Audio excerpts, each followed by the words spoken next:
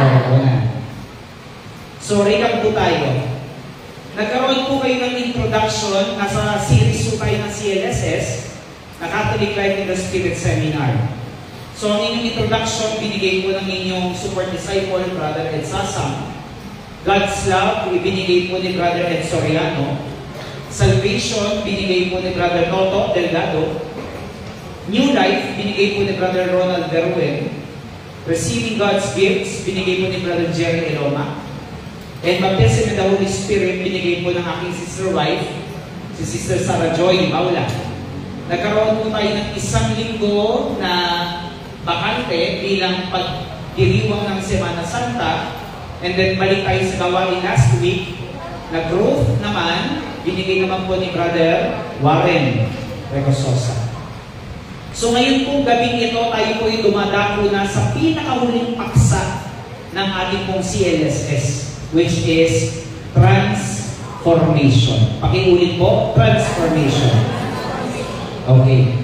So, mga kapatid ko ay Kristo, kung kayo po'y nakikinig sa mabuting balita, nga po pala, let me acknowledge yung mga manggagawa po natin buhat sa iba't ibang gawain na nakarating po dito. Hindi ko mang po kayo mabanggit lahat, pero salamat po sa inyong suporta. Ang Diyos ang magpala sa inyo. Okay po. So, kung kayo po'y nakikinig sa salita ng Diyos, ano ang sabi?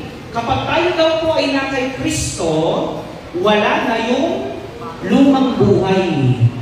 Wala na yun. Ang nandito na yung bago.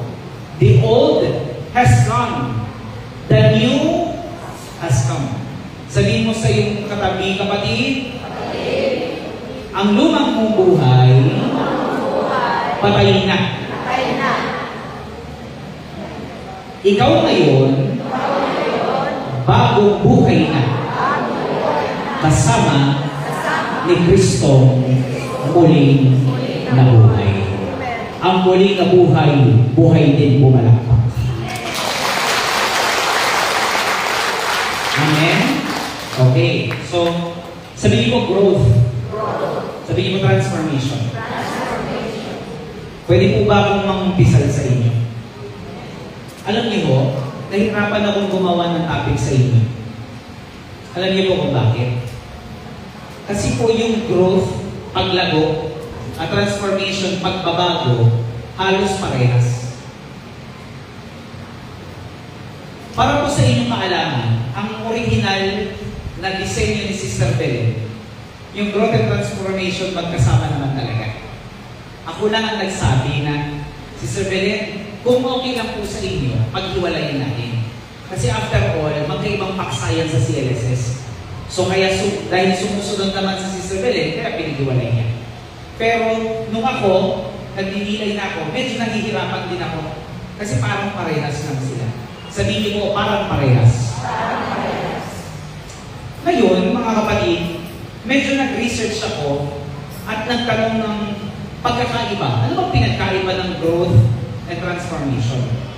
Alam niyo po, halos nga parehas sila. Similar, but not identical. Similar. Kumbaga sa kambal, sino may kakilala ng kambal? Okay. Pag sinabi mo identical twins, magkamukha, pero hindi sila iisa. So parang ganon. Halos parehas, pero magkaiba pa rin. Meron pa rin pinagkaiba. Sa tulong po ng Google, ni Mr. Google, no? Ang sabi niya ganito, ang growth daw po ay isang proseso ng paglago, development, na kung saan ito yung ongoing. Tuloy-tuloy. Sabihin mo tuloy-tuloy. Bagamat ang transformation ay ganun din, pero ang transformation ng pagbabagong anyo, significant. Sabihin mo significant. Wala po siyang direktang Tagalog, pero hayaan niyo po na ang aking i-translate dito ay kapansin-pansin. Pakisabi nga po. Kapansin-pansin. Yung pinakaiba ng dalawa. Yung growth, ongoing siya. So kaya hindi mo masyadong makapansin. While yung transformation, kapansin-pansin. So kita mo agad, isang tingin, Parang may nagbago sa'yo. Nagpangahit ka ng kilay, no? Parang may nagbago sa'yo. Nagpa-makeup ka, no? Kita mo agad sa isang glance. Pero yung growth, hindi mo agad-agad makikita. Maaaring matagal mo siyang nakilala. For example, kung kaklase, tagal kayo hindi nakita, yung persona niya naka-register sa'yo 10 years ago na, so syempre marami nang nagbago. Nung nagsalita na siya, dati pala mura, pero nagsalita na, ang bait-bait na. Hindi mo yung kita, kundi siya nagsalita. Kundi siya nagsalita, no? Parang nagbago ka, parang hindi na ikaw yung dati kong kilala. Yeah. Growth yun. Pero yung transformation, yung kapansin-mansin. Isang tingin lang, may nagbago sa'yo. Sabihin ko sa'yo matabi, may nagbago sa'yo. Sabihin mo, parang ang ganda mo ngayon. Sabihin niyo po, ngayon lang. Uutang yan pag ganyan po. Uutang yan. Okay, so ganun mo. Para maging klaro lang po kung ano yung pinag-uusapan natin. So yun yung transformation na pag-uusapan po natin yung mga kapansin-pansing pagbabago. Amen po? Amen po? Okay. Now, bago natin pag-usapan yung transformation, mahalaga ito. We must know our current state before we can be transformed. Naiintindihan niyo? Taas mo kami nakaintindi. Hindi ko rin naiintindihan. Tagalogin mo natin para pala-palasan mo naiintindihan. Bago magkaroon ng pagbabagong anyo, kailangan muna natin malaman ang kasalukuyan nating estado. Condition. Taas mo kami gustong pumayat. May tanong ko ito last week. Taas mo kami gustong pumayat. Huwag ko kayo mahiya, taas mo kami gustong pumayat. Sabihin niyo po, darating. Tinatawag mo ang mga bagay na wala ka dyan, pero darating. Gusto niyo po pumayat? Coming from me. Coming from you, brother. Okay. Kung gusto niyo po pumayat, ano gagawin ninyo? Unang-una, ano po una niyo gagawin? Diet. Sige po, tingnan natin. Kung yun nga. Diet, ano pa po? Exercise, ano pa po? Discipline, ano pa po?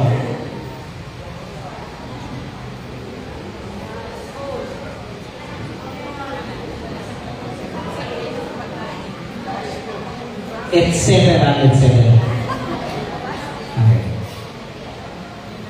Pero alam niyo ho, para sa akin, hindi po diet ang una para pumayat. Hindi po exercise ang una para pumayat. Mga gusto ko magpapayat pakinggan niyo ako. Hindi exercise, hindi diet ang una pag gusto mo magpapayat. Alam niyo po kung anong una? Magtimbang ka. Yung ang una. Magtimbang. Sabihin mo sa iyong katabi, magtimbang ka. Alam niyo po kung bakit? Alam niyo po kung bakit timbang muna ang dapat mauna bago kayo mag-exercise, bago kayo mag-diet, etc. Alam niyo po kung bakit?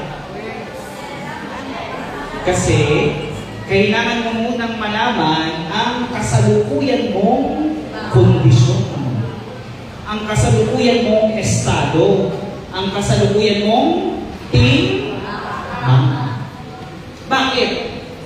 Kasi, pag hindi mo alam kung ano ang kasalukuyan mong timbang, nag-diet ka na, nag-exercise ka na kaagad, titingin mo sa salamin. Parang payat ko na. Sasabihin mo sa asawa, Dad, di ba parang payat ko na? Tapos sabihin ng asawa mo, parang di naman. Parang ganun pa rin. Siyempre, masasaktan ka. Masasaktan ka. Outside ako lang po. Okay. So, bakit ganun? Bakit feeling lang? Bakit feeling lang? Tandaan niyo po, feelings can be deceiving. Ang pakiramdam minsan manloloko. Okay? Nakakapanloko. So, paano mo malalaman kung pumayat ka? Magtimbang ka ulit. Magtimbang ka ulit. Ano ang timbang bago ka magpapayat? 78. Nagtimbang ka na. 76. Pumayat po o hindi? Pumayat po o hindi? Tumingin ka sa salamin. Bakit parang wala namang nabawas? Sabihin mo sa'yo katabi, akala mo lang yan. I get sa'yo bawa. Akala mo lang yan. Kasi nga, mga kapatid, meron kang reference, meron kang measurement para malaman mo kung talagang ikaw ay pumayat. Sa ayaw at sa hindi, sa pakiramdam mo o sa hindi mo pakiramdam, dati 78 ka, ngayon 76 ka na lang, pumayat ka. Kahit hindi mo mararamdaman, kahit hindi makita ng asawa mo, hindi manloloko ang timbangan. Maliban kung talagang niloko mo yung timbangan. Pero kung wala kang binago sa timbangan, yan ay calibrated sa ayaw at sa hindi, sa pakiramdam mo o sa hindi mo pakiramdam, ikaw ay pumayat. Nakikinig ko kayo? So, yung punto ko, kaya mahalaga na malaman mo muna kung ano ang kasalukuyan mong estado bago ka dumating sa transformation. Kasi wala tayong konsepto ng pagbabago kung wala muna yung dati. Kaya nga meron tayong before and after. Di po ba? Makikita mo before, tapos papakita sa yung after. Ay, ang laki malapit na yan. Kasi meron ka ng reference. Amen? So yun po yung ating pag-usapan. Kailangan mo muna nating malaman ano ba ang kasalukuyan nating estado bago tayo mag-usap tungkol sa transformation. Nang sa gayon, meron tayong mabalikan at malaman natin kung meron ba talagang nagbago o wala nagbago. Pero aking panalangin na sa inyong pakikinig sa CLSS, sa series ng mga topics po nito, aking pong panalangin, kahit kaunti, harinawa, may nagbago sa atin sapagkat ang Espiritu Santo ay kumikilos sa ating mga buhay. Amen? Okay. Simple lang po ang ating tanong. Ano ba ang kasalukuyang estado ng ating kaluluwa? Kaluluwa ang pinag-uusapan natin dito kasi spiritual to eh. Simple lang po tanong ko sa inyo. Isang tanong lang. Kailan kayo huling nang-umpisal? Salamat sa Diyos. Yung mga tumanggap ng prayer indulgence dyan, mga bagong umpisal dyan, sigurado ako. Okay. Kailan ang huli yung umpisal? Hindi nyo po kaya sagutin. Isipin nyo, kailan nga ba huli ng umpisal? Holy Week? Quaresma? Adviento? Nagpakasal kayo? Ilang taon na po kayo ngayon? Kailan ka huli ng umpisal nung gumraduate ka ng college? Kailan ka huli ng umpisal ng grade 3? Yan ang una kong tanong. Kasi kung matagal ka nang hindi nakapang-umpisal, malamang sa malamang, hindi maganda ang estado ng kaluluwa. Judgmental mo naman, right? Well, siguro, pwede niyo po sabihin judgmental ako, pero ito tanong po sa inyo. Sigurado niyo po bang hindi kayo nagkakasala? Nung oras kayo matatapos ng preacher, kasalanan niya.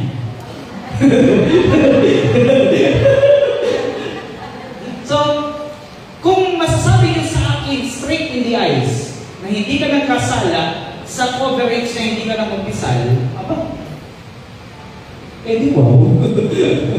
So, yun mahirap. Mahirap po yung sabihin eh, na hindi ka nagkasala.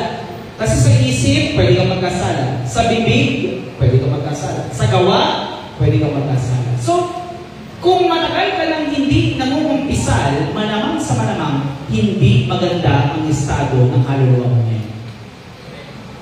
Kasi hanggang ang kaluluwa mo ay nakakagawa ng kasalanan at hindi yan nalilinis, iyan ay nabubulok at yan ay bumabaho, kaya uulitin ko po, ano ang estado ng kaluluwa natin ngayon?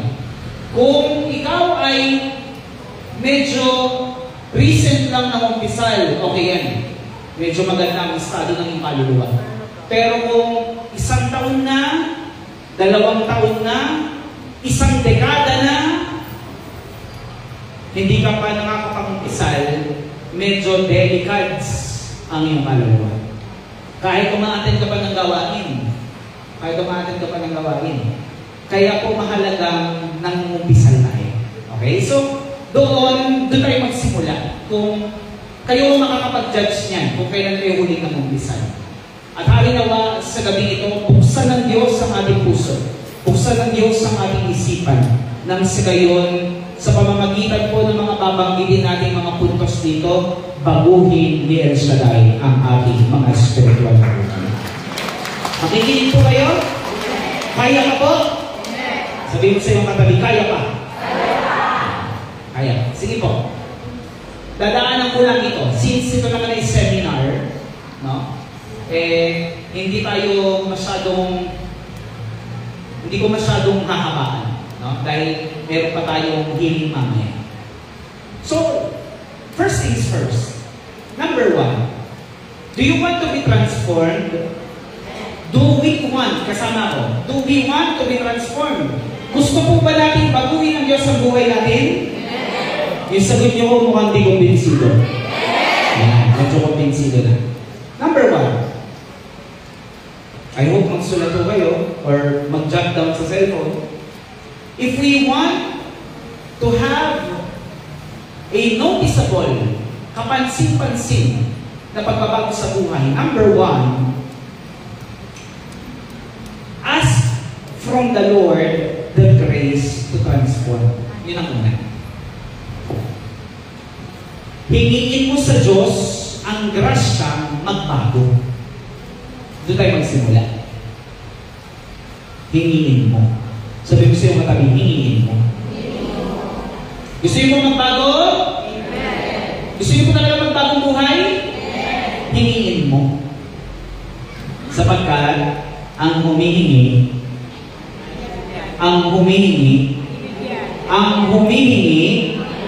binibigyan. Ang kumakot, binibubuksan.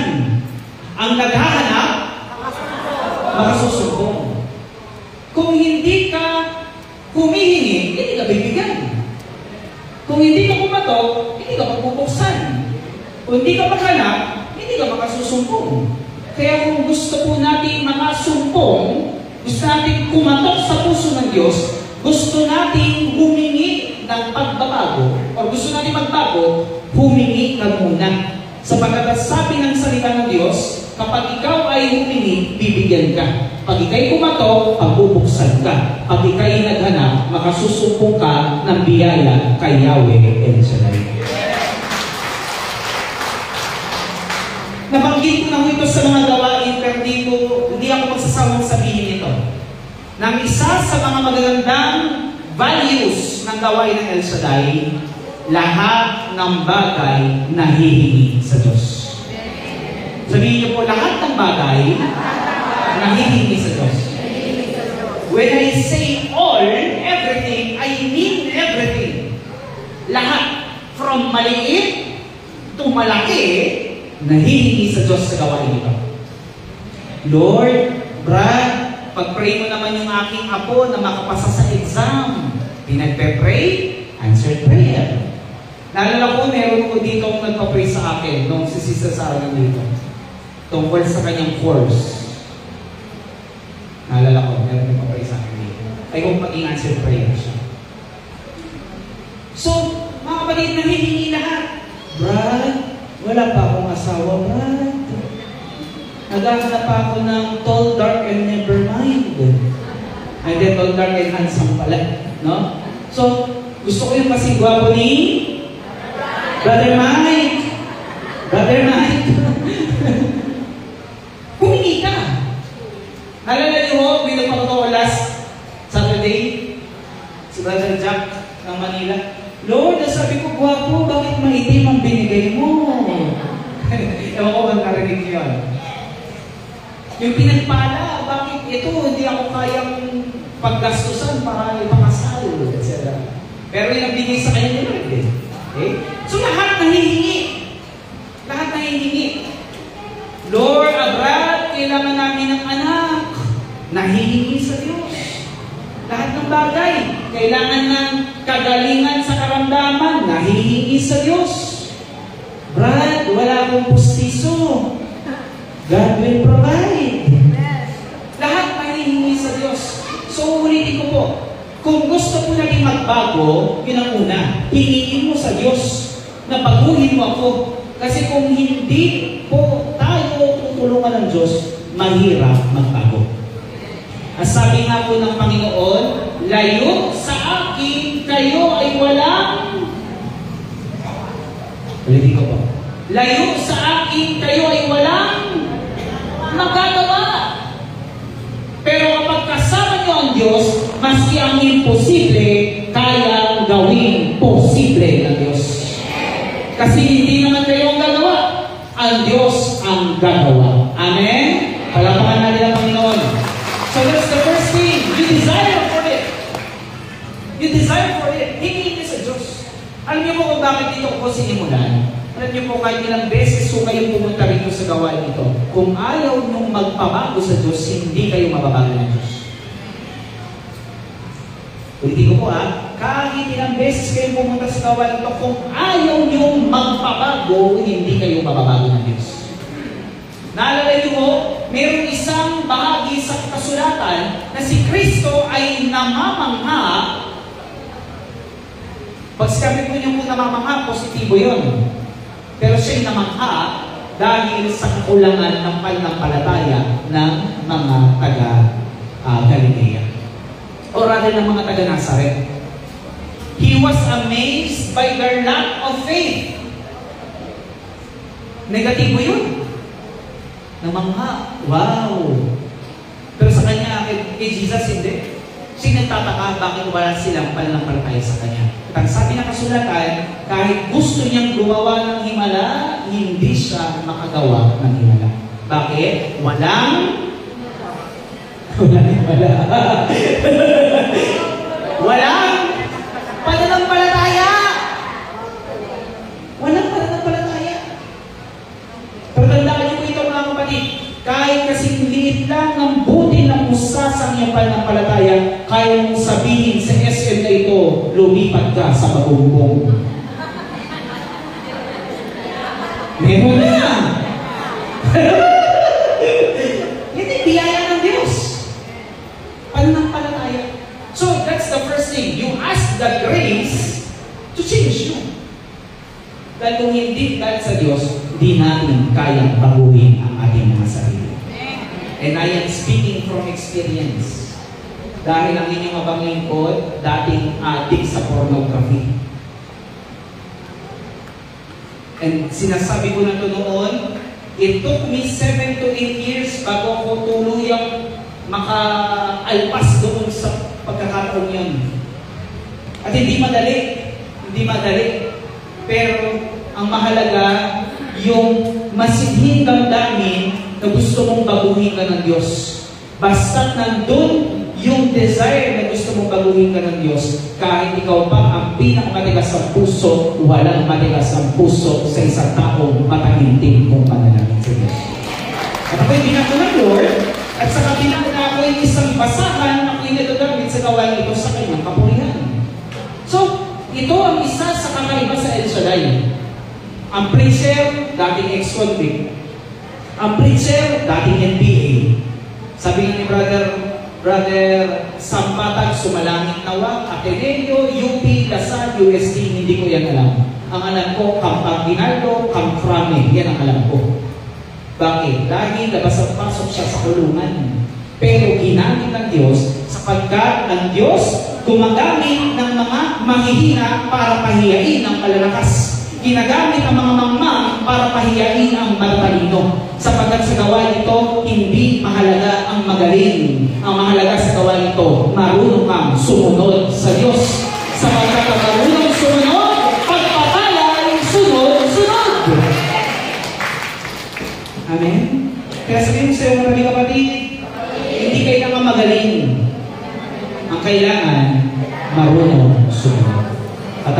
sumusunod, nakikinig. Pag sinabing pumalakpak, pumapalakpak. Pag sinabing sumigaw, sumisigaw. Pag sinabing tumalo ng tatlo, tumatalo ng tatlo.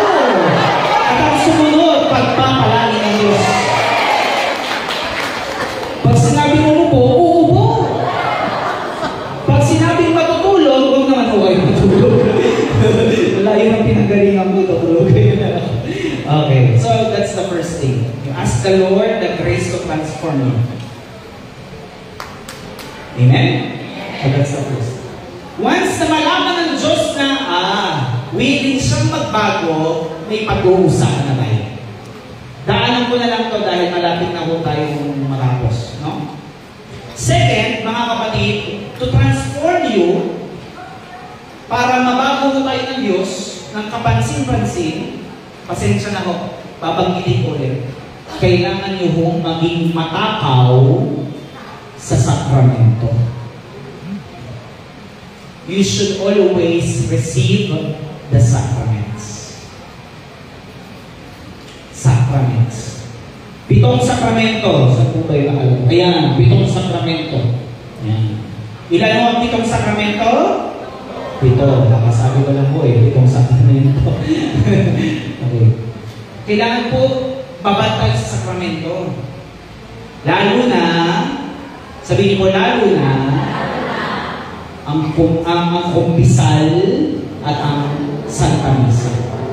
Lalo na mo yan, dalawang yan. Kasi yung ibang mga sakramento, isang beses mo lang naman ma-receive Binyag, isang beses lang.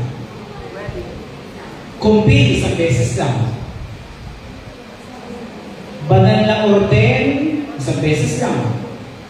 Matrimonyo, maliban kung ikaw'y mababalo, isang beses lang. Ang pagpapahid ng langis yan, medyo pwede yung mag-ulit. Pero the rest, usually, isang beses lang. Ang paulit-ulit natin dapat maging babad tayo, kumpisal at Eucharistia. Bakit? Sapagkat sa Eucharistia, dyan natin nakakaisa ang Panginoon ng sakramental sa banal na komunyon. So, mga kapatid, kung gusto niyo pong mag-transform, kailangan ng grasya nasa inyo. Uulitin ko po, hindi natin kayang baguhin ang ating sarili sa ganang lakas lang natin. Kailangan natin ng grasyang nagmumula sa taas. At ang grasya niya ay binibigay ni Kristo sa pamamagitan ng kanyang simbahan, sa pamamagitan ng mga sakramento. So if you want to change, if you want the Lord to change you, then kailangan po natin tumanggap ng sakramento. Lalo na kumpisal at ang banal na misa. Amen po? Okay. So yun po yung pangalawa. Let me remind you, my dear brothers and sisters, taas po kami na may asawa. Thank you po. Rated SPG. Bisa sabihin po akong hindi akma sa bata. Pero mga magulang, mga guardians, kayo naman bahalang magpaliwanag.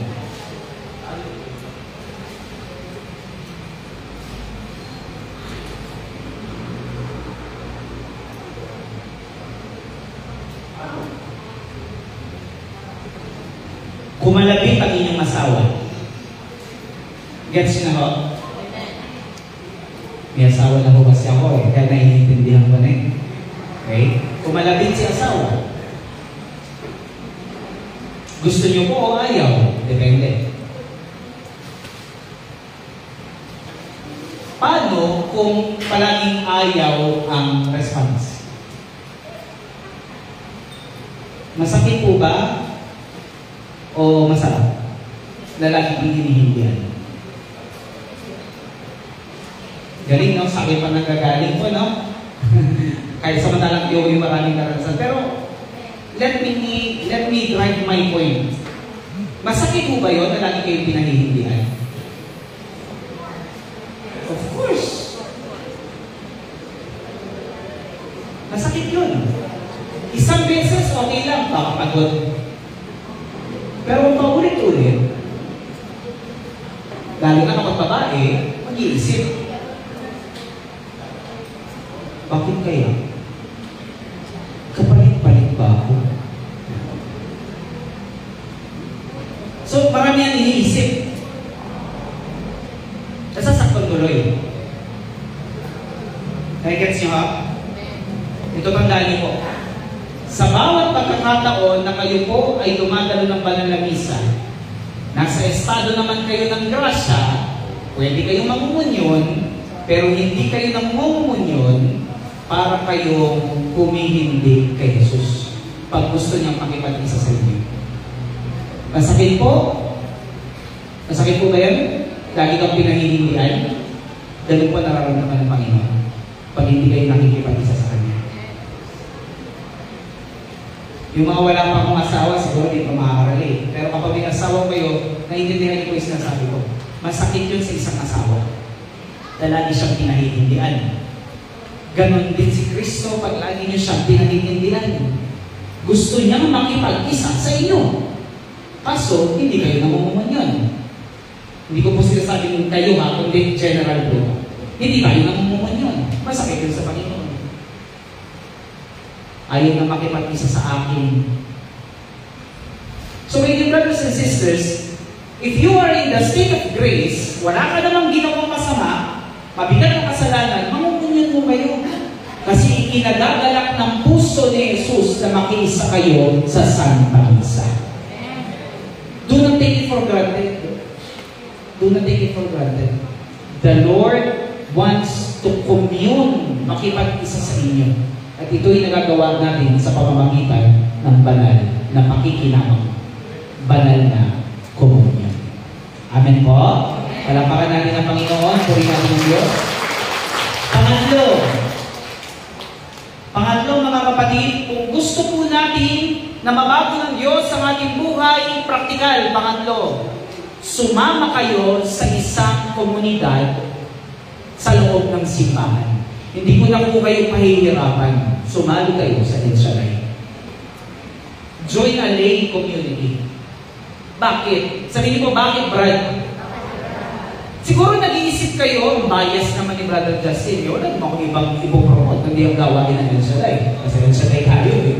No? So, mga kapatid, hindi ko sinasabing hindi maganda yung iba. Okay din yun. Wala pong problema doon. As long as Katoliko. As long as Katoliko. Kasi may iba-iba tayong panawagan eh. Tulad ng aking uncle. Yung tito ko nagsimula sa El Shaddai. Pero ngayon, wala na siya sa El Shaddai. Nasa Hoppers for Christ siya. Walang problema. Katoliko pa rin naman. So yun yung aking sinasabi. Pero since ako'y member ng El Shaddai, I will speak for El Shaddai. Because I cannot speak for other communities because I'm not part of them.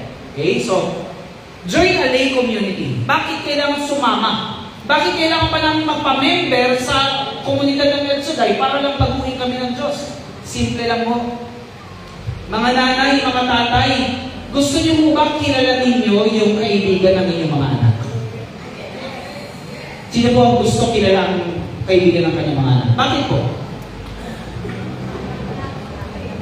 Matapobre po ba kayo? Hindi naman. Bakit po? Kasi gusto niyo pong malaman kung sino ang kanyang sinasamahan. Bakit? Kasi gusto niyo pong malaman kung sino ang nag-i-impluwensya sa iyong anak. At tandaan mo ito, pag mabuti ang kaibigan, mabuti rin ang magiging ng iyong anak. Pag salbahe, hindi po ko nagdadyan siya, simply by logic, kapag ang iyong kaibigan, salbahe, magiging salbahe rin ang iyong anak, kalaunan. Bakit? Dahil kung sino sinasamahan mo, magiging ganun ka. Tama po man. Tell me who your friends are, and I'll tell you who you are. Sabihin mo sa akin kung sino mga kaibigan mo, at sasabihin ko sa iyo kung sino ka.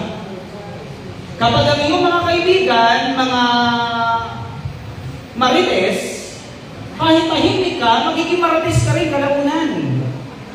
Kapag ang mga kaibigan mo, mga manyak, darating ang punto, magiging manyak ka rin. Kapag ang mga kaibigan mo, nagsusumikap, maging banal sa gawain ni El Shaddai, malamang sa kalaunan, magsusumikap ka rin magpakabanal. Bakit? Dahil yun ang mga tao nag-i-influensya sa iyo, yun ang mga kaibigan mo. Amen? Kaya kung gusto niyo pong maging banal, mga kapatid ni Kristo, kailangan niyo po talagang maghanap ng mga bagong kaibigan. Kaibigan, hindi ka dadalhin sa disgrasya, kundi kaibigan, dadalhin ka sa grasya ni Yahweh El Shaddai. At kapag sumama ka ng isang community tulad ng El Shaddai, makakahanap ka ng mga bagong kaibigan. At kung gusto niyo po na magkaroon ng pagbabago sa iyong buhay, you have to find a new environment. A new environment. Sayo niyo po sa gusto. Ang environment, mayroon pong impluensya sa isa tao. May impluensya sa isa tao. Although, hindi naman yan absolute, pero meron at meron. Kasi, pag ang environment mo, yun yung lagi mo nakikita. Yun ang lagi mo naririnig. So, kapag ang nakikita mo, laging patayan, laging basagulero, normal lang sa'yo may magpatayan sa harapan mo. Pero kapag ikaw, puro nagsusumikap magpakabanal, yung mga nasa paligid mo, magiging ganun ka rin. So, kaya kailangan nyo pong sumama ng lay community, tulad ng El Shaddai. Kasi kailangan nyo po ng mga bagong kaibigan, at kailangan nyo po ng bagong environment. Hindi ko po sinasabing kalimutan nyo na yung dati ng kaibigan. Hindi o. Ang sinasabi ko lang po kailangan nyo ng mga bago. Na mga bagong kaibigan dadalhin kayo palapit kay Yahweh El Shaddai. Amen? And I hope meron kayong mga kaibigan sa gawain ito na inilalapit kayo sa gawain ng Panginoon. Palakpakan natin ang Panginoon. Taas mo ang kamay ng may kaibigan siyang inilalapit siya sa Diyos. Salamat sa tatlong nagtaas ng kamay. Ulitin ko po, taas ang kamay, meron siyang kaibigang dinadala siya palapit sa Diyos. Huwag niyo yung makakawalan. Kayamanan yan galing sa Diyos na inilalapit kayo sa gawain ng Panginoon. Alam niyo po mga kapatid, isa rin rason kung bakit ako naging preacher, kasi yung mga kaibigan ko, unti-unti na rin naiindag sa gawain. Pero kung yung mga kaibigan ko, mga best friends ko, iba ang interest, hindi ako magiging preacher. So kaya mahalaga ko yung mga kaibigan. Hindi ko po sinasabing palitan niyo yung mga kaibigan niyo, kundi kailangan niyo mamili ng matalik niyong kaibigan. Kasi ang matalik niyong kaibigan ang may pinakamalaking influence sa puso niyo. Amen po? Palapakan natin ang Panginoon, purihin natin ang Diyos. Finally, pang-apat at pang-lima, pagsabay na ho natin para matapos na ho tayo. Pang-apat at pang-lima, kung gusto niyo pong baguhin tayo ng Diyos, kailangan niyo pong magkaroon ng debosyon sa panalangin at debosyon sa Biblia. Yan ang dalawang yan. Debosyon sa panalangin at debosyon sa Biblia. Kailangan may devotion mo kayo sa prayer. When I say devotion, kailangan meron kang certain na sinusundang paraan ng pananalangin. Yan po yung example. Siyempre, hindi pwede mawala ang Santo Rosario. Magro-Rosario ka. O kaya, chaplet ng Divine Mercy. Sino nung sa chaplet ng Divine Mercy? Yan. Ako, may devotion din kami dyan si Sazaro. So, kailangan mo may ganun kang devotion. Bakit? Kasi mga kapatid kay Kristo, iba yung panalangin dito, tsaka iba yung panalangin kapag mag-isa ka na lang. Ito po ang totoo. Pag ang panalangin, pag ang buhay panalangin mo, dito lang lagi sa El Shaddai, manghihina ka. Paano pag nag-lockdown? Paano kapag cancel ng gawain? Wala ka na rin panalangin.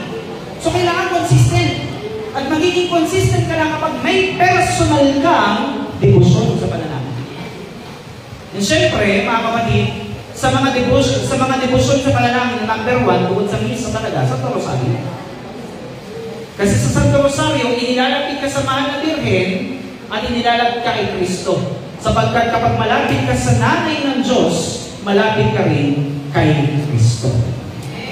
Amen? So, have a devotion to prayer. And lastly, have a devotion to the sacred scriptures sa Biblia. Sapagkat ako'y naniniwala, karamihan sa atin sa gawain ito ay binago, hindi lang ng pangangaral ni Brother Mike, kundi ay binago ng salita ng Diyos. Ang Diyos ang nagbabago sa atin sa pamamagitan ng kanyang salita. Kaya po mga kapatid, mahalaga na may devotion tayo. At kung gusto niyo pong magkaroon ng devotion sa salita ng Diyos, hindi niyo po yun kayang gawin sa sarili ninyo.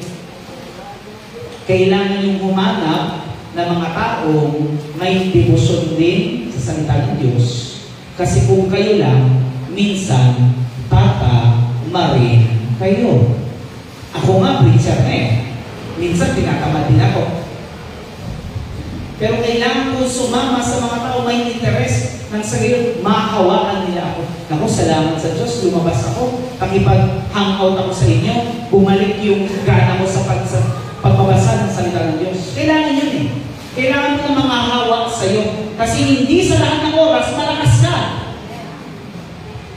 May mga pagkakataong mahina ka. At ang ganitong gawain ang magpapalakas sa iyo sa panahon na ikaw ay nanghihina. Ang gawain nito ang magbibigay sa iyo ng push sa mga panahon ikay tinatamad. Ang paggawa nito ang magbibigay sa iyo ng apoy sa mga pagkakataong ikaw ay aanda. Kaya mahalaga na may community na ganito tulad ng El Shaddai. So mga kapatid, ulitin ko po yung aking mga labanggit. Una, kung gusto po natin mabago tayo ng Diyos, hilingin natin sa Diyos ang grasya na baguhin niya tayo. Pangalawa, kailangan natin ng sakramento. Pangatlo, kailangan natin sumali sa isang komunidad na tulad nito, tulad ng El Shaddai. Pang-apat, kailangan natin ng debosyon sa panalangin. At pang-lima, debosyon sa banal na kasulatan. Kapatid ko yung Kristo, yan ay simula lamang. Hindi ko sinasabing yan ang lahat. Pero more or less, kapag meron kami sinabi ko, medyo okay na yan. Okay na yan. So mga kapatid, walang saysay ang aking sinabi kung hindi niyo po gagawin. It's up to you, my dear brothers and sisters. Yung iba pong mga manggagawa dito, alam niyo na yan. Pero I'm speaking sa lahat ng mga bago. Mga kapatid, ang biyaya ng Diyos ay hindi na lamang basta babagsak sa inyo. Huwag tayong maging one-tamad na tayo ay hihiga lamang sa ilalim ng puno at maghahantay na lang ay bumagsak ng bunga. Hindi po ganun ang Diyos. Ang Diyos nag-empower sa atin. Gusto niya joint venture. Ayaw niya na i-spoon feed ka niya na lang. Ang gusto ng Diyos na i-encourage ka na makipagtulungan sa Kanya. Uulitin ko po mga kapatid, wala pong saysay ang aking sinabi kung hindi niyo po gagawin. Nasa sa inyo ang desisyon. Nasa sa inyo po yan. Gusto niyo po magbago, gawin niyo po ito. Kung ayaw niyo po magbago, nasa sa inyo ang desisyon. Pero tandaan niyo po ito mga kapatid. Kung i-commit niyo po sa Diyos ang inyong buhay, yan ang isa sa pinakamainam na desisyon na gagawin niyo sa inyong buhay. At pasasalamatan niyo ang gawain ito ng El Shaddai na kayo ay na-associate dito dahil babaguhin ng Diyos para sa ikabubuti ang buhay niyo kung magpapabago kayo sa Diyos. Palakpakan natin ang Panginoon, buhay na ng Diyos. Ang taong napuspos ng Espiritu Santo nagsusumikap na ang buhay ay mabago. Palakpakan natin